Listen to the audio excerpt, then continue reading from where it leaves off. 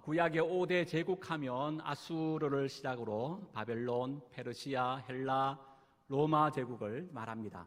특별히 우리가 지금 계속 다니엘서를 이제 보고 있기 때문에 다니엘 시대에는 바벨론을 아수르를 이제 멸망시켰던 때입니다. 그러다 보니까 아수르를 제외한 나머지 제국이 이제 남아 있는 그런 시점이죠. 그래서 이 네 제국을 다니엘 2장 속에서는 큰 신상으로 표현하고 있고, 이 제국이 가지고 있는 잔인한 폭력성을 고발하기 위하여 다니엘 2장과 한 짝을 이루는 다니엘 7장 속에서는 끔찍한 괴물 같은 짐승으로 묘사하고 있는 것을 보게 됩니다.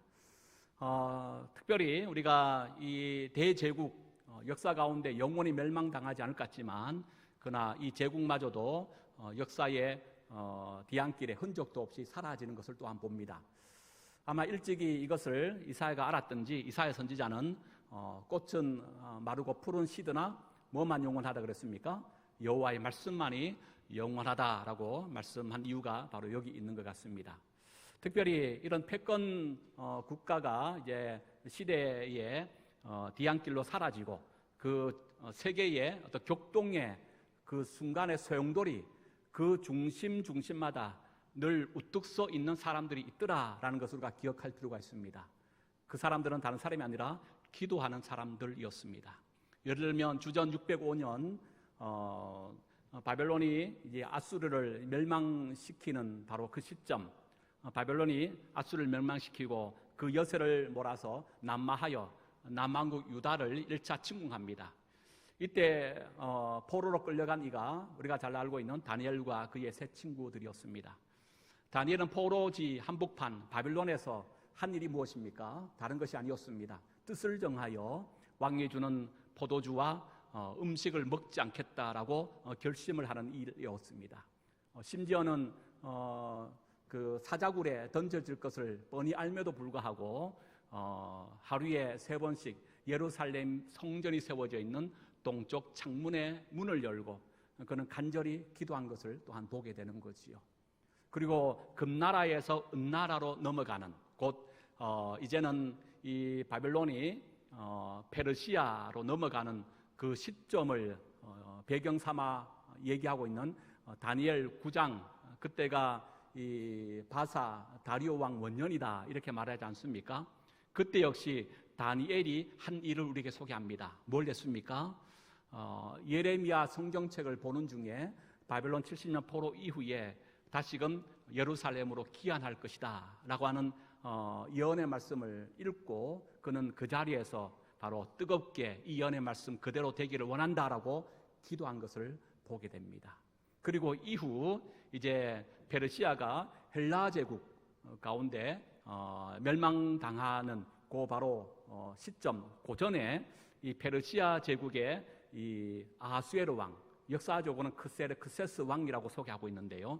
이 아하수에로의 왕비가 누구냐면 우리가 잘 알고 있는 바로 에스더입니다.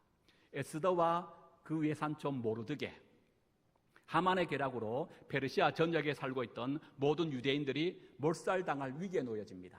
그때 여러분 에스더가 한 일이 뭡니까?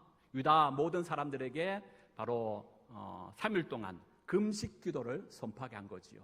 자신도 3일 동안 뜨겁게 금식 기도하고 난 이후에 왕 앞에 죽으면 죽으리라 라고 한 일사각오로 나아간 결과 어떻게 되었습니까? 유대인들이 도리어 살아나는 역사가 나타나고요. 이후에 2차 예루살렘 기한, 3차 기한을 이루는 놀라운 역사를 보게 되는 것을 우리가 확인해 볼 수가 있습니다. 이처럼 금나라에서 은나라로, 은나라에서 동나라로 이렇게 제국의 역사가 넘어가는 이 중요한 역사적 소용돌이 속에 그때마다 하나님은 누굴 들어 사용하시더라?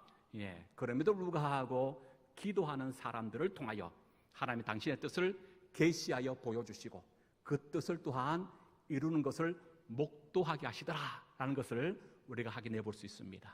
그렇다면 여러분, 지금 우리는 기도해야 할 때입니까? 기도하지 않아도 될 때입니까? 당연히 지금 우리는 기도해야 할 때입니다. 전 세계적으로 보십시오. 뭐 전쟁이 곧 끝날 것 같은데 여전히 전쟁의 소용돌이 한복판에 우리는 서 있습니다. 우리나라적으로 어떻습니까? 지방선거를 다 치렀음에도 불구하고 여전히 그 후폭풍이 더 거세지고 있습니다. 개인적으로 어떻습니까? 여러 많은 인생의 일들로 인하여 우리는 여전히 전쟁 같은 인생 한복판에 서 있는 것을 늘 발견하게 됩니다. 이때 우리는 뭘 해야 되냐라고 다니엘이 우리에게 교훈하는 것 같습니다. 뭐 해야 된다는 겁니까? 다니엘처럼 또 에스더처럼 수많은 믿음의 선진자들처럼 힘들고 어려운 인생의 그 소용돌이 한복판 속에서 하늘 향하여 두 손 들고 금식이라도 하면서 기도해야 된다. 이것을 교훈하여 깨우쳐주고 있는 것 같습니다. 이렇게 기도하는 자를 통하여 오늘도 하나님은 당신의 뜻과 당신의 계획과 당신의 경륜을 이루어 가시는 줄로 믿습니다. 오늘 본문 북방의 셀레쿠스 왕조 가운데 제8대 왕 안티오쿠스 4세에 대한 이야기가 소개되고 있습니다. 이 안티오쿠스 4세는 오늘 본문만 등장하고 있는 것이 아닙니다. 일찍이 다니엘이 지금 4번의 한상을 보는데요. 첫 번째, 두 번째 한상 속에서도 이 안티오쿠스 4세가 등장하는 것을 우리가 보게 됩니다. 조금 더 우리가 일찍이 보았습니다만은 다시 한번 확인해 볼까요? 다니엘이 본 첫 번째 한상 속에서 안티오쿠스가 어떻게 묘사되고 있는가? 첫 번째 한상이 어떤 한상이었습니까? 바로 네 짐승의 한상을 보았습니다. 이때 마지막 네 번째 짐승이 이가 철이를 가지고 있는, 그리고 머리는 10뿔이 있는 그런 끔찍한 짐승의 괴물이었습니다. 그런데 이 10뿔 가운데 자세히 보니까 한 뿔이, 작은 뿔이 다시 돋아나더라는 겁니다. 근데 이 작은 뿔이 돋아나자 10뿔 가운데 3뿔이 그 자리에서 뽑혀버리고, 바로 그 작은 뿔을 자세히 보니까 사람 눈 같은 눈을 가지고 있고 사람 입 같은 입을 가지고 있어 큰 말을 하더라 라고 성경 그렇게 기록합니다. 이 작은 뿔을 누구라고 묘사하고 있다고요? 바로 안티오쿠스 4세라고 말하고 있다는 겁니다. 그리고 두 번째 한상 8장에 나오지요. 수양과 수염소의 한상입니다. 바로 이 페르시아와 헬라 제국을 말하는 건데요. 특별히 헬라 제국을 상징하는 이 수염소의 모습을 자세히 보니까 수염소의 머리에 큰 한 뿔이 있습니다. 근데 그 큰 뿔이 금방 꺾여버리는 거예요. 이것은 알렉산더 대왕을 말한다, 이렇게 우리가 해석합니다. 그리고 그 큰 뿔이 뽑히고 나서 그 자리에서 네 뿔이 다시금 살아납니다. 이 네 뿔은 알렉산더 대왕이 젊은 나이에 빨리 죽고 그가 차지했던 그 많은 나라의 땅들을 사분하여 그의 수와 네 장군에게 분할하여 통치하게 한다라는 의미로서 우리 네 뿔을 그렇게 해석하고 있습니다. 그리고 또한 자세히 보니까 이 네 뿔 안에 작은 한 뿔이 또 자라나는데 이 뿔이 동서남북 크게 자랐다라고 말합니다. 바로 마지막 자라난 이 작은 뿔, 그걸 누굴 상징한다고요? 이 안티오쿠스 4세를 상징한다. 우리 그렇게 보았습니다. 그리고 오늘 다니엘이 본 네 번째 한상, 큰 전쟁에 대한 한상의 해석입니다. 그 큰 전쟁의 한상 가운데 그 중심에 누가 있더라? 오늘 여전히 안티오쿠스 4세가 있다는 것을 오늘 성경은 말씀하고 있다는 사실이에요. 그러니까 지금 여러분 보세요.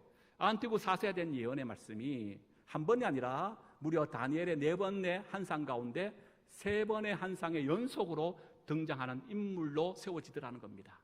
그러나 중요한 것은 그때마다 안티오쿠스는 긍정적인 이미지가 아니라 굉장히 부정적인 이미지로서 묘사되고 있다는 사실이에요. 곧 하나님을 대적하고 하나님을 반대하는 자로서, 오죽하면 안티오쿠스 4세가 구약의 역사 이래에 가장 강력한 하나님의 반대하는 적그리스도의 영을 받은 자다. 심지어는 장차 주님의 재림 때 오고 갈 모든 역사 속에서 있게 될 적그리스도를 예표하는 자다라고 평가할 만큼 그렇게 악한 왕이 바로 안티오쿠스 4세가 되겠습니다. 그렇다면 이 안티오쿠스 4세가 누구냐? 그가 얼마나 악한 일을 벌였느냐? 한번 그 안티오쿠스 4세를 직접 만나보도록 하겠습니다. 만날 준비가 되셨습니까? 긴장을 하시든지 푸시든지 알아서 하십시오. 안티오쿠스가 만만한 사람이 아닙니다. 조금 긴장을 하시고 우리 안티오쿠스 4세를 직접 만나보도록 하겠습니다. 먼저 오늘 성경 21절입니다. 21절 안티오쿠스 4세에 대하여 두 가지를 소개하는데요. 21절 다시 읽어볼까요? 시작. 또 시작. 나라의 영광을 그에게 주지 아니할 것이나 그가 평안한 때를 따서 속임수로 그 나라를 얻을 것이며, 여기 안티오쿠스 4세가 이것은 일반적으로 그가 왕위에 오르는 일련의 과정 속에서 그가 누군가를 밝히고 있는 두 문장을 우리에게 소개한다, 이렇게 일반적으로 학자들은 해석합니다. 그 첫 번째가 뭐냐면 그는 비천한 사람이다. 또 어떤 사람이라 얘기합니까? 그는 속이는 사람이다, 속임수다, 이렇게 지금 말합니다. 이것은 그 당시의 역사를 조금 우리가 이해할 필요가 있는데요. 안티오쿠스 4세의 아버지가 바로 안티오쿠스 3세입니다.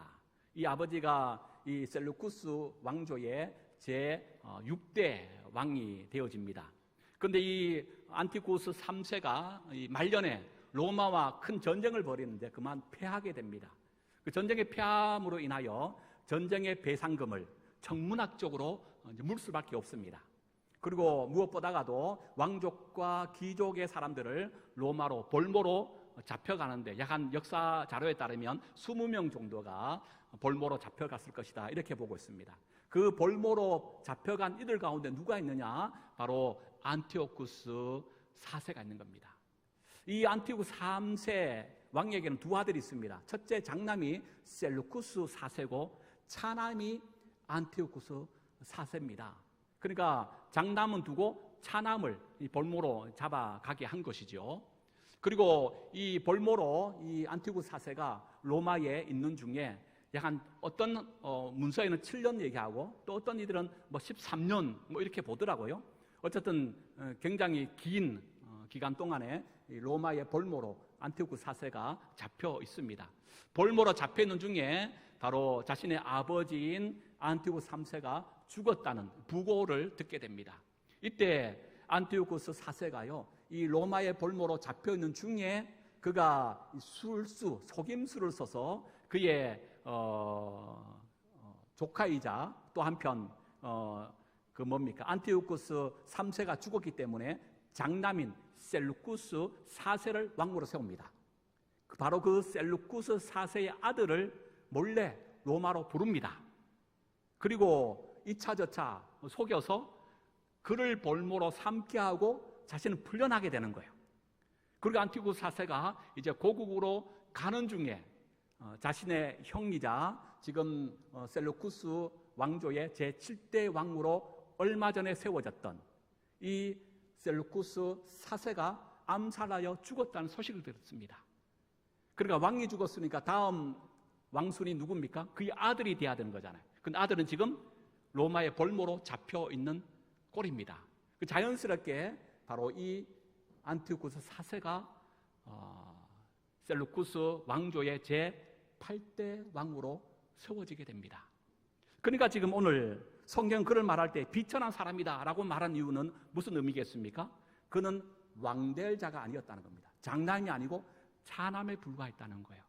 왕될 조건이 없는 사람이다, 지금 그 얘기하고 있는 겁니다. 그리고 그가 어떻게 왕이 되어졌다고요? 바로 속임수로.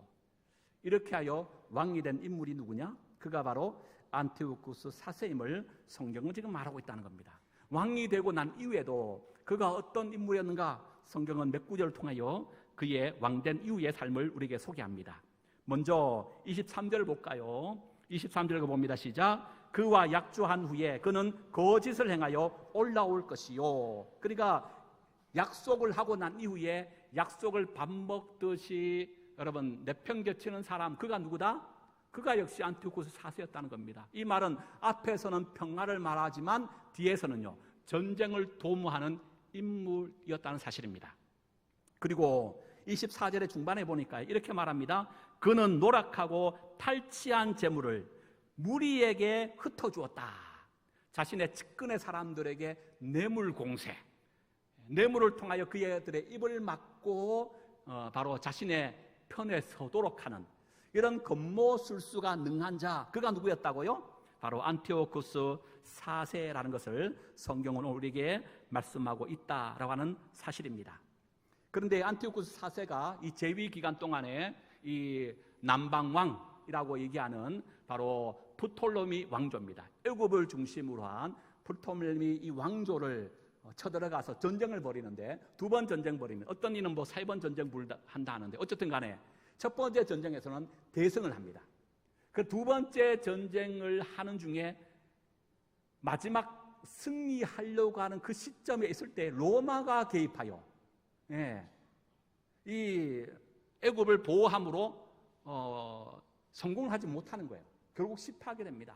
로마가 그 안티고 4세에게 와서 애굽을 치지 말아라, 수도패라, 이렇게 말하는 거예요. 안티고 4세가 여러분 지금 로마에 한 7년 내지 13년 볼모로 잡혀가 있었기 때문에 로마가 얼마나 강력한 군사력과 얼마나 큰 힘을 가지고 있는가 누구보다 더 잘 알았습니다. 이 애굽과의 자신과의 전쟁 속에서 로마가 개입한들 할 줄 누가 알았겠습니까? 그 로마가 개입하니까 자신은 어떻게 할 수가 없었던 겁니다. 다 먹은 몰락하고 빼앗을 수 있는 애굽을 뒤로 하고 자신의 고국으로 돌아갈 수밖에 없습니다. 우리나라 옛 속담에 종로에서 맞아 뺨을 어디 가서 화풀이 한다고요? 뭐 한강 가서 화풀이 한다, 뭐 그런 얘기가 있는 것 같더라고요. 지금 이 역사적인 드러난 사건은 그가 이제 고국으로 가는 중에 그 고국의 길목에 위치하고 있던 나라가 바로 예루살렘입니다. 물론 이때도 예루살렘이 지금 북방의 셀루쿠스 왕조의 지배하에 있었습니다. 그 지배하에 있었지만 지금 고국으로 귀환하면서 드러난 역사적 사실은 헬라화하기 위한 과정이다, 이렇게 평가하지만 그 내면 속에는 이 전쟁의 패함으로 인한 그 화풀이를 한편 바로 그 예루살렘에 하는 것으로도 우리가 볼 수 있다는 겁니다.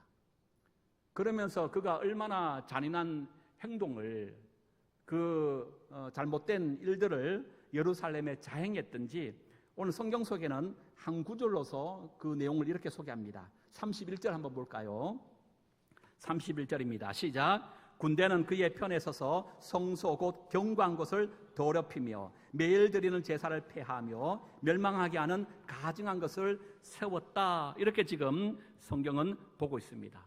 그러나 역사적으로 한번 생각해 보면 그는 성전에 제우스 신상을 세우고요, 또 한편 유대인들이 가장 경멸하는 돼지 피를 뿌리고 돼지의 머리를 우상의 제물을 바치도록 강요합니다. 안식일을 지키지 못하고 할례를 행하지 못하게 합니다. 중요한 것은 이 모든 것을 행할 때에 가차없이 그가 누구든 사형을 시켰다라고 하는 사실입니다. 오늘 본문 속에는 그의 잔인한 이런 악행을 한 절로서 표현하고 있습니다만은 그 캐톨릭은 그걸 하나의 이제 성경 정경이다라고 보고 있고, 우리는 위경으로만 인정하지 성경의 정경의 범위 가운데 인정하지 않는 마카비라고 하는 책이 있습니다. 그 마카비상 1장에 보면 이때 안티오크 4세가 유대인들에게 예루살렘에 얼마나 잔인한 일들을 했는가라는 것을 구체적으로 훨씬 더 길게 소개하고 있는 내용이 있습니다. 그 내용의 일부를 제가 잠시 소개해 드립니다. 마카비상 1장 44절에서 61절의 말입니다. 44절, 임금은 또 예루살렘과 유다의 성읍들에 전령들을 보내어 문서로 칙령을 내렸다. 그 내용은 유다인들이 그 땅의 고유한 간섭을 따르지 못하게 하라는 것이었다. 성소 안에 번제물과 희생제물과 제주, 부어드리는 제사를 드리지 못하게 하고 안식일과 축일을 더럽히며 성소와 거룩한 이들을 모독하라는 것이었다. 또 이방의 제단과 신당의 우상의 성소를 세우고 돼지와 부정한 짐승들을 제물로 바치며 아들에게 할례를 베풀지 못하게 하여 온갖 부정한 것과 가증한 것으로 그들의 영혼을 더럽히라는 것이었다. 그리하여 율법을 잊어버리고 온갖 법규를 바뀌게 하였다. 임금은 왕의 명령을 따르지 않는 자는 누구든지 사형에 처한다라고 덧붙였다. 59절, 그날 25날에는 번제단 위에 세운 이방 제단에서 제물을 바쳤다. 임금의 명령에 따르면 자기 자식에게 할례를 베푼 여자들은 사형에 처해졌다. 그들은 그 아기들을 어머니의 목에 매달고 그들의 집안 사람들과 할례를 베푼 자들까지 학살하였다. 이것이 안티고 4세가 바로 예루살렘에 들어와서 폭정을 행한 구체적인 내용이다, 이렇게 볼 수 있습니다. 근데 여러분, 이런 안티오쿠스 4세로 인한 박해와 핍박 한복판 속에서도 순응하지 아니하고 끝까지 저항하면서 순교할지언정 배교하지 않는 신앙의 절개를 지켰던 사람들이 오늘 성경에 있음을 우리에게 소개합니다. 그들이 누구냐? 32절입니다. 32절 한번 볼까요? 시작. 그가 또 언약을 배반하고 악행하는 자를 속임수로 타락시킬 것이나 오직 자기의 하나님을 아는 백성은 강하여 용맹을 떨치리라. 오늘 말씀의 제목을 제가 여기서 또 왔습니다. 하나님을 아는 백성. 그 안티오쿠스 4세의 폭정과 악행으로 인하여 수많은 박해와 핍박 가운데 있을 때에 많은 유대인들은 언약을 배반하고 그 악한 자의 속임수에 넘어갔습니다. 배교하는 이들이 많았다는 거예요. 그러나 그들 속에 소수의 사람들, 누굽니까? 오직 자기의 하나님을 아는 백성. 그들은요, 그 순간 속에서 굴하지 아니하고 신앙의 절개를 지키며 순교할지언정 나는 배교할 수 없다. 일사가구의 신앙을 가지고 끝까지 믿음의 항쟁을 했던 이들이 있음을 오늘 성경은 우리에게 말씀하고 있더라는 거예요. 그들이 누구냐? 역사적으로 보면 주전 167년 안티오쿠스 4세의 그 잘못된 폭정 앞에 굴하지 아니하고 저항했던 마카비 시대의 혁명자들이라고 말합니다. 지금 아수르를 비롯하여 로마 시대까지 온 800년 이상 바로 예루살렘은 제국의 식민 지배하에 있었습니다. 그런데 마카비 혁명이 성공됨을 통하여 이 긴 식민 지배 속에 유일하게 100년의 유대의 독립을 이루었던 때가 바로 이때입니다. 그러니까 지금 하나님을 아는 백성, 그들은 1차적으로 바로 마카비 혁명을 주도했던 그들이다라고 말하는데요.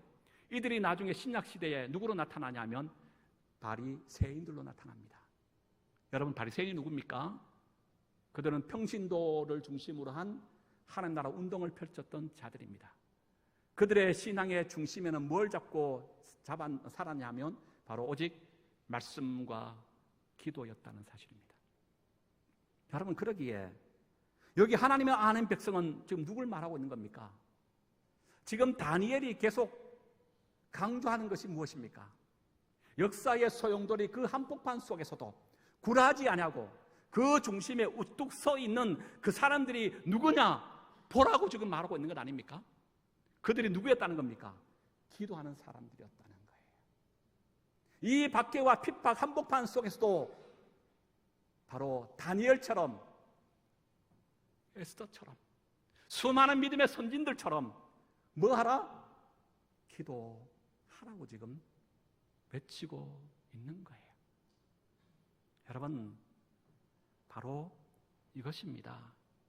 지금 다니엘 시대에 이런 환난과 박해가 실질적으로 그들 가운데 있었지만 누가 진짜 하나님을 아는 자이라고 말합니까? 기도하는 자예요. 그 기도하는 자를 오늘 성경에 33절과 35절은 지혜로운 자다, 이렇게 다른 말로 표현하고 있습니다. 그러면 이 시대에 정말 지혜로운 자, 하나님을 아는 자는 누구라 말하고 있다고요? 그 박해와 핍박 속에서도 굴하지 아니하고 저항하며 끝까지 신앙의 절개를 지켜나가며 무릎 꿇고 기도하는 그 사람, 그가 하나님을 정말 아는 자였고 그가 진짜 지혜로운 자였음을 성경은 말씀하고 있다라는 사실입니다. 한번 따라해 볼까요? 오늘의 기도가 내일의 영적인 싸움의 가장 큰 무기입니다. 누가 한 말일까요? 제가 한 말입니다. 오늘의 기도가 내일의 영적 싸움의 가장 큰 무기라는 사실입니다. 33절을 볼까요? 33절입니다. 읽어봅니다. 시작. 백성 중에 지혜로운 자들이 많은 사람을 가르칠 것이나 그들이 칼날과 불꽃과 사로잡힘과 약탈을 당하여 여러 날 동안 몰락한다는 거예요. 여기 지혜로운 사람 어떤 사람이라고요? 순응하지 아니하고 끝까지 저항하며 신앙의 절개를 지켜고자 기도했던 그 사람들. 그 사람들이 많은 사람을 옳은 길로 지금 배교하고 안티오고 4세의 정책 앞에 무릎 꿇으며 따라가는 수많은 유대인들이 있었지만 잘못된 길이라고, 하나님이 원하신 바른 길이 아니라고 가르치고 권면하는 이 지혜로운 자들. 그런데 그들은 어떤 일을 경험합니까? 칼날, 순교당하는 거예요. 참수형당한다는 거예요. 불꽃, 화형당한다는 것을 말합니다. 사로잡힌다, 귀양살이 당합니다. 약탈당한다, 재산이 몰수된다는 거예요. 예. 이런 끔찍한 박해와 핍박을 당하고 있음을 성경은 말합니다. 여러분, 여기서 우리는 중요한 사실을 다시 한번 깨달아야 합니다. 기독교 신앙이란 것은 어려움을 당하지 않는 것이 아니라 어려움을 이기는 것인 줄로 믿습니다. 성경에 일관적으로 66권 전체가 그 내면 속에 우리에게 주시는 메시지가 있다면 예수 믿음은 환난이나 고난과 아픔이 빗겨나거나 모면당하거나 벗어난다, 그런 말 하고 있지 않습니다. 도리어 어려움을 정면 통과할 것이며 그 힘들고 어려운 중에도 성령 하나님께서 우리와 함께 하셔서 믿음을 지켜주실 것이라고 하는 이 메시지가 성경 66권 저변 내면 속에 이르는 메시지라는 것을 우리는 기억할 필요가 있습니다. 그런 의미에서 여러분, 우리가 지금까지 신앙생활을 하면서 예수 믿는 것 때문에 고난이 없고 아픔이 없고 십자가가 없었습니까? 만약에 그런 어려움과 아픔이 없었다면 여러분의 신앙을 정말 주님의 십자가 앞에 확인해 보셔야 됩니다. 내가 지금까지 정말 참 신앙인의 삶으로 살아왔는가? 저는 확신합니다. 물론 이 시대는 물리적인 박해의 시대, 순교 시대는 아닙니다. 그러나 여전히 우리는 영적인 제1선에 서 있습니다.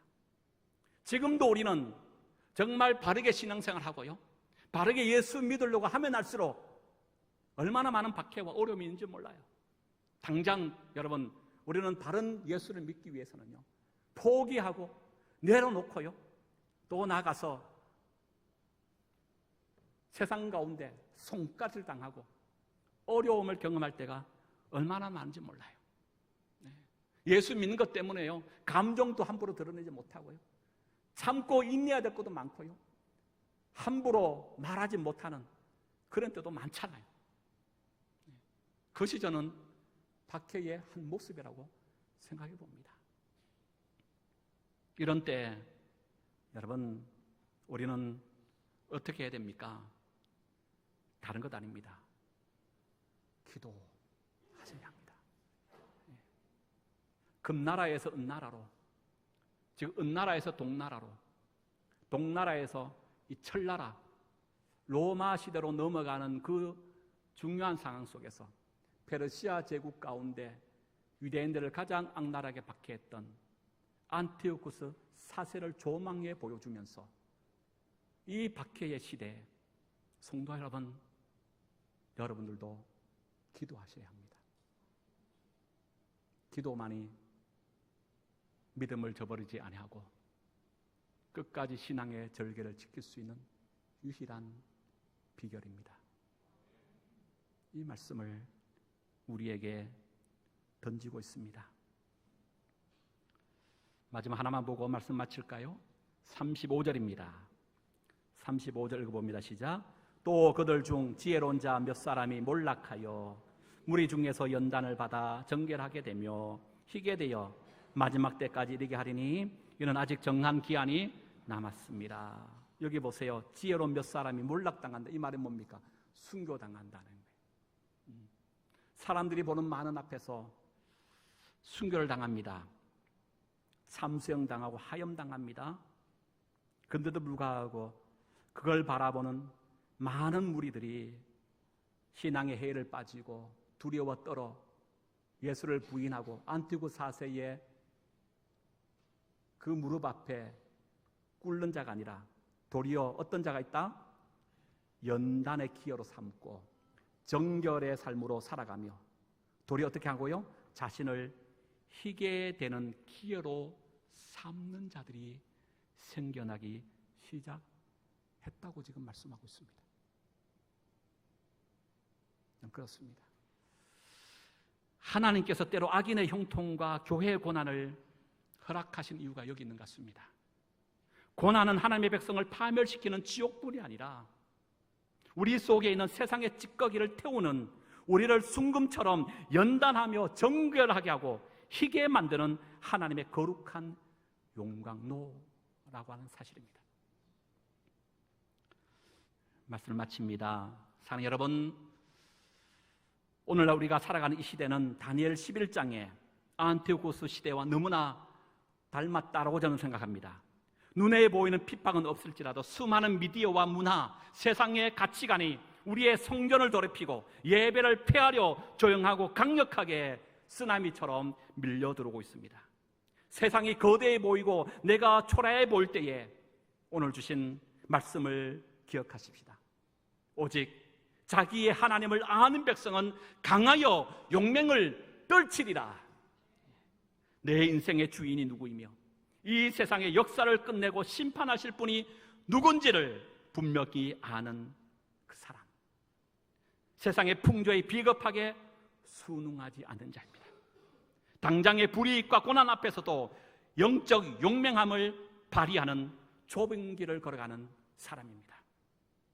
이번 한 주 거대한 세상의 압박 속에서도 타협하는 순응자가 아니라 신앙의 절개를 지키는 이 시대의 남은 자, 기도하는 자가 되어져서 삶의 자리에서 날마다 예배를 회복하고 승리하며 이기는 모든 소망의 공동체 우리 모두가 될 수 있기를 주의 이름으로 축복합니다.